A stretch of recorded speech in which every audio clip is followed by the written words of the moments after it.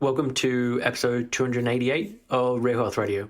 You can find the show notes and the links talked about as part of this episode at 7, so the word all spelled out, SEVEN health.com/288. Hey everyone, welcome back to another episode of Real Health Radio. I'm your host, Chris Sandel. I'm a nutritionist and a coach, and I help clients to fully recover. So in the last solo episode I recorded, I mentioned that I was going away, and I had 2 weeks in Fiji for my mom's 70th birthday and then time in Hong Kong each way to break up the trip. So we flew from Aberdeen to London, from London to Hong Kong, and then from Hong Kong to Fiji. So it was quite the journey to get there.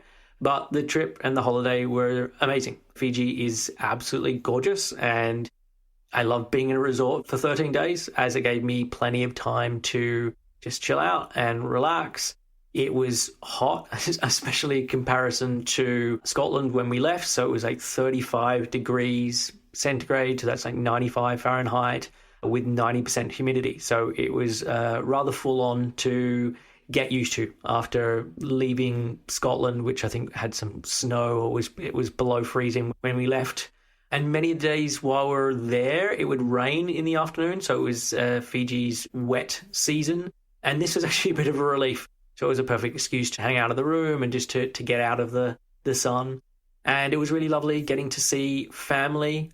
My sister and her husband I hadn't seen since pre-COVID. So it had been a really long time. And so it was nice to hang out and to see the family. And was also then nice to have time where it was just Ali and Ramsey. So the first week with a family week, and then the second week it was just the three of us hanging out.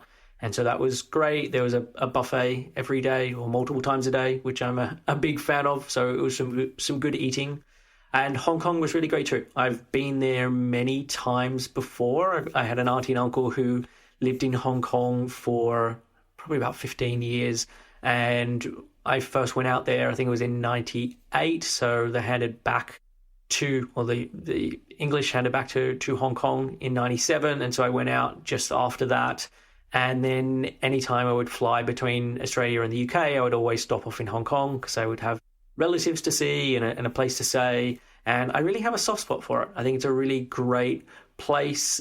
I love living in the countryside and having lots of space. And so, yeah, despite the bustlingness of it, there's something that I really like about it. And I think I could probably live there for some amount of time. I don't think I would want to be there forever, but yeah, there's something about the city that really draws me in. I had some amazing food, some really epic dim sum at this Michelin star restaurant, even though it was like £25, really incredible ramen. And then, yeah, got in a lot of nice shopping, which is something I don't get a chance to do much of these days. So yeah, all in all, it was a really great trip. And now I'm back and starting what I'm hoping to be a very big year. And before I get started with this episode, I have one announcement that I want to make. And starting this week, I'm going to be hosting a free 3-part live training series. And it's called How to Fully Recover from an Eating Disorder. And the first training is going to be on this Thursday from when this is released. So that's going to be Thursday, February 8th. And I did a similar training to this back in September last year, and many people found the information incredible. And I want to just share a couple of the feedback or the emails that I received from people connected to the last training. So one said, I've had an eating disorder for almost 3 decades at this point, and I found your information more helpful than an entire treatment stay. Next one, thank you so much for caring enough to offer your time and energy to helping others. Another one, I wanted to thank you for providing this very, very helpful information and sharing your approach to reaching full recovery. I would like you to know that I would have paid for this training. That's how valuable it was to me. And then the final one I want to share was, I want to thank you for taking the time to create these 3 trainings. They are probably the most helpful 5.5 hours I've ever had in my recovery, and I've been at this nearly 3 decades. After many inpatient, residential, PHP, and IOP stays, this is invaluable information that is tangible, doable, and understandable. I've never met someone to have such an insight into eating disorders that hasn't had one themselves. Thank you again. I really appreciate you. So the training really resonated with people, and from the comments, you can see how valuable it was. So if you would like to be part of it, you can go to the show notes So 7-health.com/288.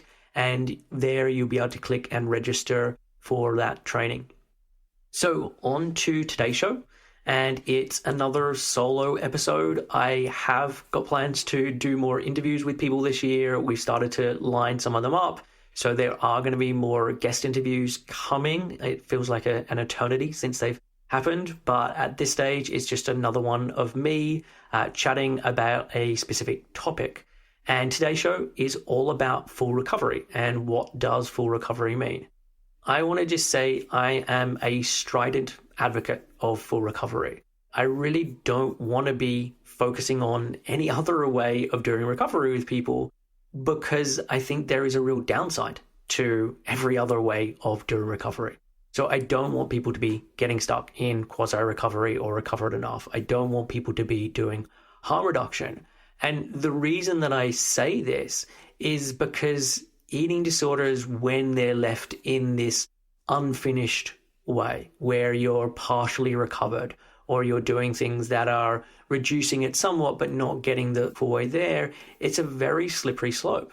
And it's a slippery slope to things getting worse again. I really am an advocate of full recovery because this is how someone truly gets to a place where they can leave the eating disorder behind and where they can get to a place where their life isn't constantly on high alert for, am I going to slip back into this thing? You've been able to not just physically get to a better place, but you've been able to develop skills that allow you to have a situation where the eating disorder really is gone for good.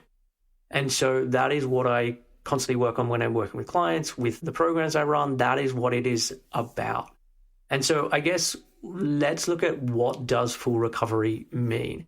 I want to say there is no formal definition of this. So within the DSM or within people working within eating disorders, there isn't this agreed upon definition of what full recovery means.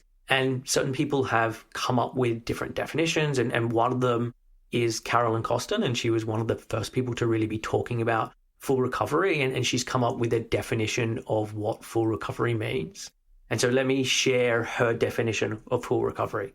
So she says, quote, "Full recovery is when you can accept your natural body size and shape and no longer have a self-destructive or unnatural relationship with food or exercise. Food and weight take a proper perspective in your life, and what you weigh is not more important than who you are. In fact, actual numbers are of little or no importance at all.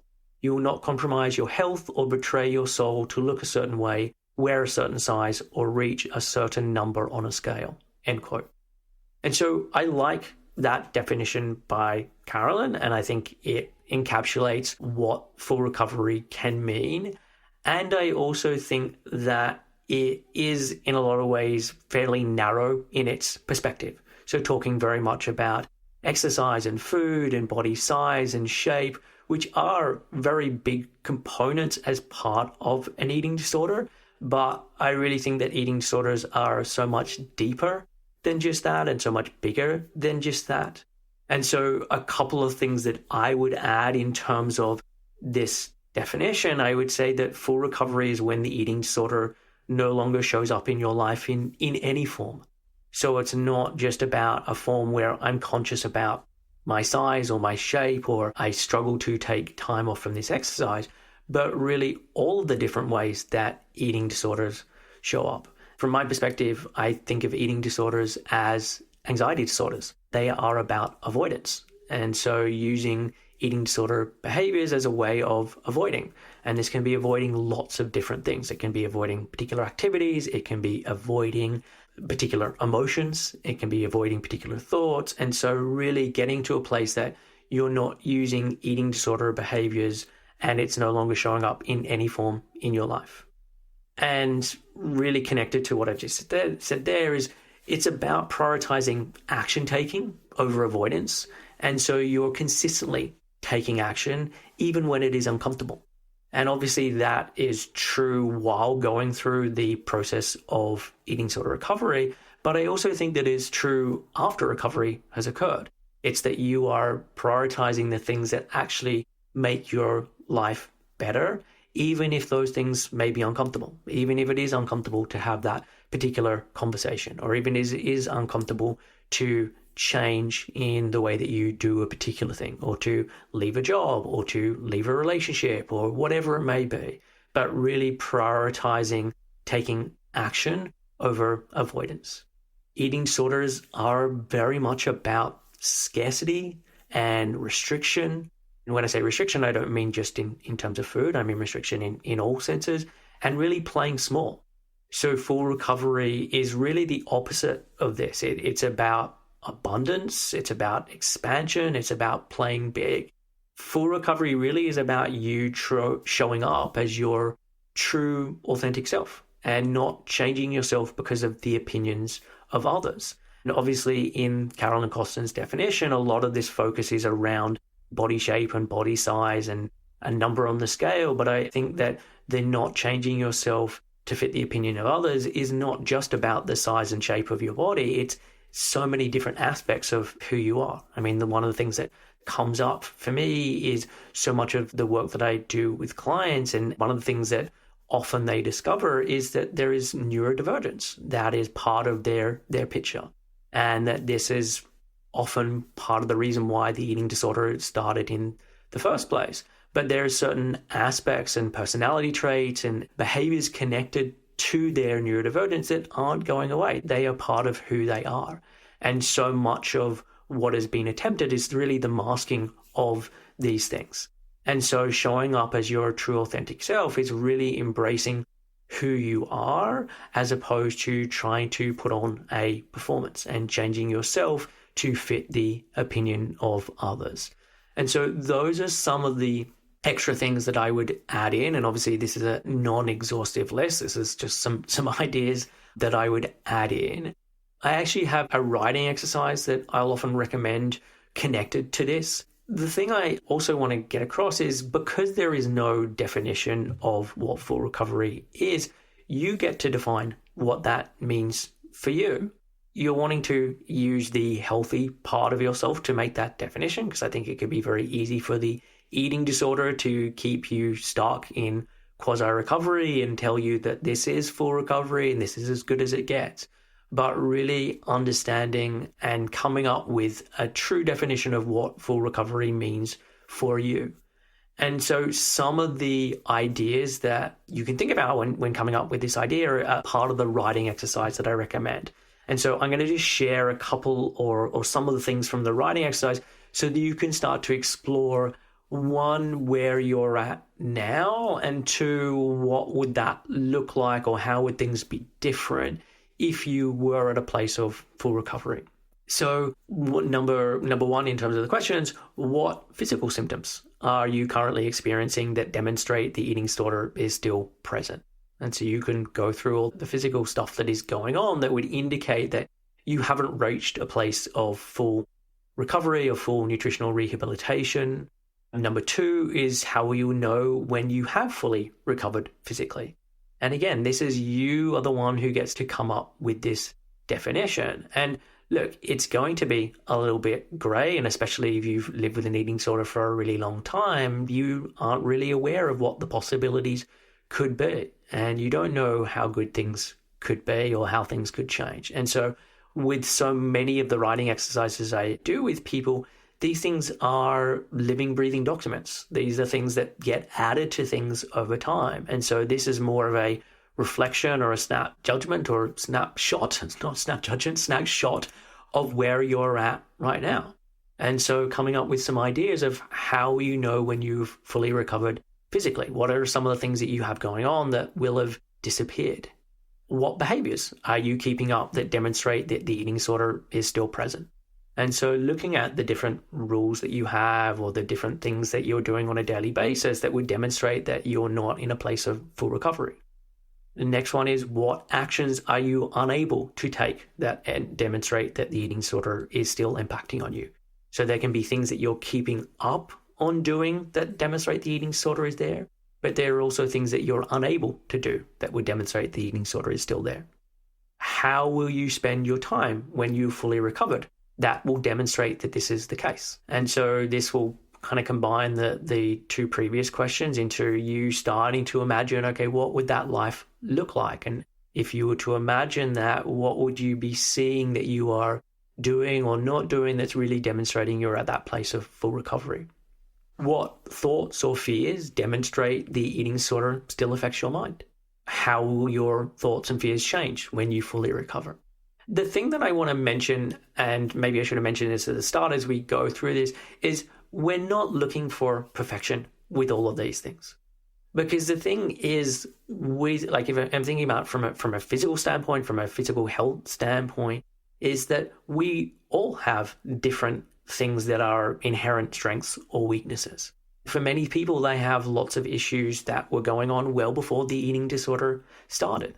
So someone could have had a weak digestive system before the eating disorder started, and that was inherent to who they are and just the way that they function. And it's not that that can't get much better, but I want people to be in touch with reality of that everything is not going to be absolutely perfect. There can still be different ailments that are going on, even though you are fully recovered. And the same thing in terms of the different thoughts and fears. It's not that you will never, ever have a thought ever again about the size of your body, or that I don't like the way I look in this particular shirt, or I'm having a bad body image day, or anything along those lines. It's not that those things completely disappear. We live in the world that we do. We are also infallible humans who have our fears and worries. And so I think that there is a normal level of that will naturally come up. But one of the things that I focus a lot on with this kind of work is recognizing that you are not your thoughts. Thoughts think themselves. You become aware of those thoughts. And the same things with different fears, different emotions, etc. So it's more about what happens when those things arise. And for someone who is in a place of full recovery, when they arise, they are dealt with pretty quickly. It doesn't derail someone in the same ways that it does when they are still struggling with an eating disorder. So the next question is, how about your emotions or emotional regulations? What of those are really demonstrating that the eating disorder still exists? And what will be different with your emotions and your experience and your ability to cope with them when you are fully recovered? And again, it's not that you won't ever experience uncomfortable or difficult emotions. It's how do you then handle those when they arise? What other ways is the eating disorder affecting your current life? And this could be, I talked earlier about the way that eating disorders make people stay small. So it could be about staying in certain friendships or certain relationships or a certain job that is demonstrating that actually I'm still in the eating disorder. This is actually an area where I need to speak up, or I need to change something, or I need to have more confidence, whatever it may be. And then what other indicators will you use to demonstrate that you are fully recovered? And so obviously I've touched on many different areas, but there could be lots of other things that you can think about, that these are things that are really demonstrating that I'm not fully recovered, and I know that I will be when these things are able to change. And then the final bit is coming up with your own definition of full recovery, and to write this out as a paragraph or a series of paragraphs so that you have something that you are aiming for, but you also have something in mind so that you really understand what full recovery means to you at this moment. And as I said, this is you taking a snapshot of where you are now and how you feel about this. And you can then come back and look at it again in 3 months or 6 months or a year's time and say, okay, how do I feel about that definition of full recovery? Because really, when I think about full recovery, and I've kind of touched on this more generally, but if I'm kind of breaking it down, full recovery for me is really recovery from a physical standpoint. So the nutritional rehabilitation of the body and all of the damage that has occurred because of the eating disorder. And so it's doing the things that have allowed the body to repair and to get back to a place of good nutritional standing. And as part of that process, that's going to involve making changes to your energy balance. And so that's in terms of energy coming in and the kinds of foods that you're eating as part of recovery. It's the movement that you're doing and reducing and stopping that to help with recovery. It could be even the intensity of your job and how long you're doing that for. If you're working many, many hours a day, or you're always on your feet or something along those lines. So it's looking at, okay, what are the things that need to happen so that I can physically repair? It's also then about mental repair and really creating this mental fortitude or psychological fortitude to be able to handle the challenges of life, but also to be able to handle the kinds of thoughts that your brain is naturally generating and how to deal with those. The next is in terms of your emotional strength and emotional for recovery. And again, this is coming from a place of how are you able to handle the emotions that come up? So are you able to create room for those as opposed to there being this resistance to them? Or if these uncomfortable emotions come up, I have to do something to avoid them. And then the final piece is connected to connection. And this is connection with other people. So having a good support network for your recovery, but also for after recovery, because we are social creatures. It's really important to have relations with other people. And it doesn't mean that you need to have this huge friends network, but you want to have people in your life that you can connect with and that you can socialize with and that you can get co-regulation from. It's crucially important.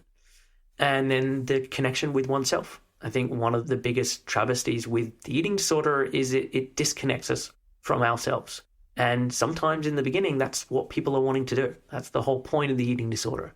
But what it means when we become disconnected from ourselves is we are no longer living a life that is in alignment with our values. We are making choices that are about something else as opposed to what we truly value. And so coming back into contact with being able to be connected to ourselves, being able to do that, so we're not trying to avoid that or that's too uncomfortable, but truly being able to be in connection with ourselves and our authentic selves.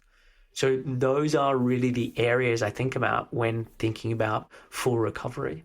And so that is it for this episode. It wasn't going to be a long one, but I really wanted to just start to explore the question of what full recovery means, because this is what I really believe people should be aiming for as part of recovery. I want people to be aiming for this for a number of reasons. Like one, I already talked about in that I think eating disorders are a slippery slope. And if you don't get out of them, then it's very easy for life to happen and you get sucked back in into things getting a lot worse and you being really stuck. But two, I want people to go for full recovery because I truly believe that they can get there. And I truly believe that when you are in an eating disorder, it has such an impact on your beliefs, on your perceptions, on your sense of self. It's like a veil comes over to your eyes and it changes your view of things.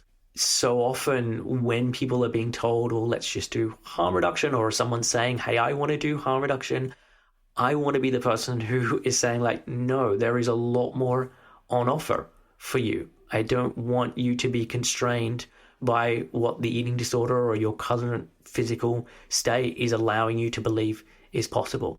And so that's why I want to be such an advocate for full recovery, because I truly believe that people could have a much better existence and a much better life and a much more fulfilling life than the eating disorder is letting them believe is true for them. So that is it for this episode. As I mentioned, I'm going to be doing a 3-part live training. It is starting this week. I would love to have you there and participating. I know from last time, lots of people commented on how lovely it was to get this sense of community while doing it, seeing other people ask questions, being able to ask questions yourself as part of these calls. I'm really looking forward to doing this. I'm really excited about it, and I would love you to be there. So once again, if you go to 7-health.com/288, you can find the link there and register. And I will hopefully see you on Thursday. Until then, I will catch you soon.